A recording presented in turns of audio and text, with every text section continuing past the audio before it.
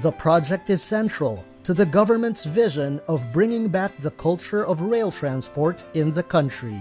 Once fully operational, the entire north-south commuter railway line will reduce travel time between Clark International Airport to Calamba from more than 4 hours to less than 2 hours. The 163-kilometer railway system will have 35 stations and will serve 27 cities and municipalities in the National Capital Region and nearby provinces. The entire north-south commuter railway is being constructed in 3 segments: Malolos-Clark, Tutuban-Malolos, and Solis-Calamba. Isang maulang umaga mga kabayan. Welcome sa ating panibagong update rito po sa PNR NSCR South. Sa wakas, naiakyat na po yung LG, no? Launching gantry ng PNR NSCR South dito po sa Mamatid, Cabuyao City, Laguna. The segment includes the country's first airport railway express service to the Clark International Airport. The railway's southern segment, the South Commuter Railway Project, will connect Metro Manila to Calamba and will have 18 elevated and at-grade stations. The signing of the South Commuter Railway Project loan agreement between ADB and the Government of the Philippines in June 2022 marks another milestone in the government's efforts to provide comfort and convenience to Filipino commuters within Metro Manila and neighboring provinces. The entire North-South Commuter Railway will create more than 59,000 jobs during construction and over 4,600 jobs during actual operation. It will spur growth multiplier effects in the economy through supplier contracts and create new job opportunities through better connectivity in the region. The project will contribute to the Philippines' climate change action agenda. It is estimated that by 2040, more than 600,000 passengers will be using the railway daily, resulting in lower greenhouse gas emissions in the country. The government of the Philippines remains steadfast in making the dream of a more comfortable life for every Filipino a reality.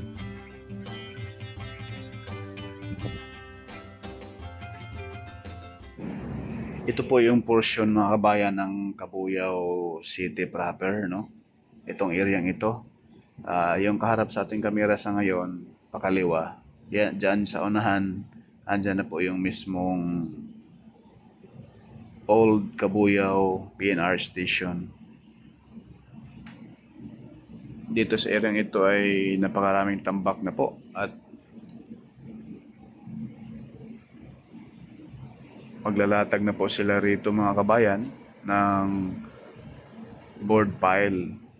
Magbabao na rin po sila rito sa area. Dahil doon sa unahan, papunta Cabuyao Station papuntang Santa Rosa ay paspasan na rin po ang paglatag ng mga board pile roon. At doon sa mismong Golden City, no? At para Santa Rosa, may mga poste na rin po doon na buhos na, no? Tapos na po yung mga poste roon mga kabayan. Ayan sa unahan, yan na po yung Old PNR Station dito po sa Cabuyao mismo, no? Proper. Ayan po, yung may mga crane na yan. Yan na po yung Cabuyao Old PNR Station.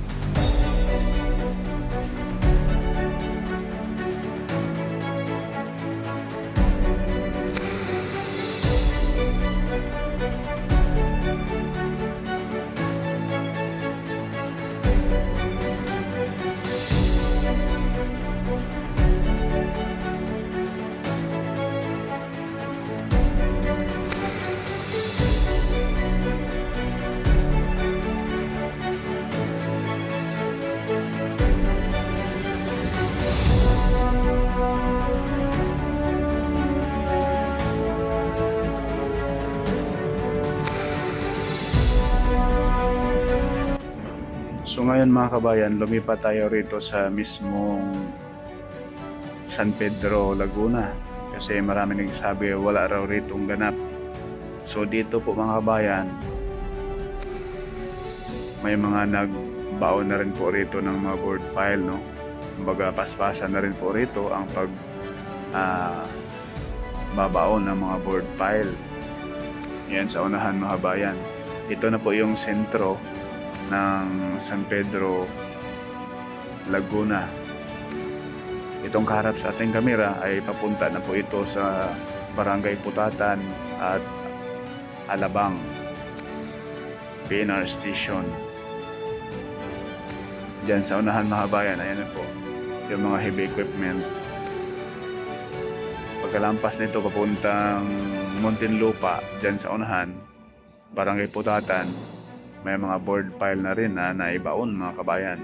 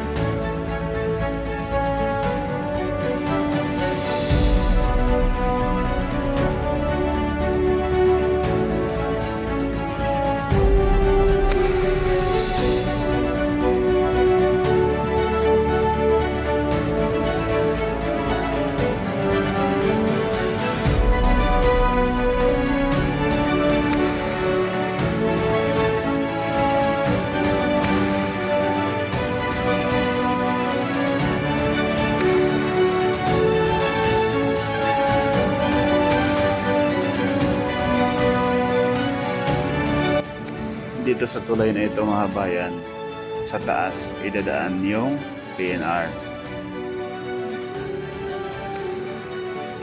Tatawid dito sa taas yung alignment ng PNR.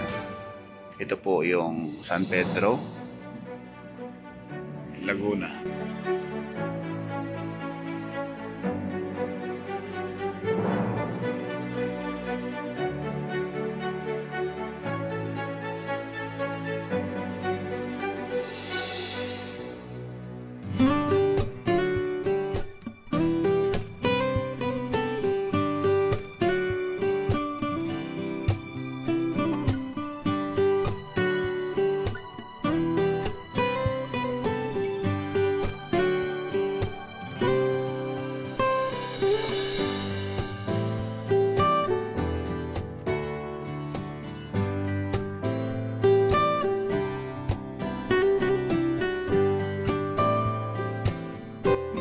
dito lang po mga kabayan yung ating update rito sa PNR NSCR South, San Pedro to Santa Rosa at mismong Cabuyao. Pakiusap po mga kabayan, huwag po tayong mag-skip sa ads, no? At pa-subscribe na rin po sa ating YouTube channel, pa-like and share na rin po at follow sa ating FB page. Ingat po tayong lahat sa parating na naman na isang bagyo pagkatapos ni Christine, si Leo naman. Thank you po and God bless.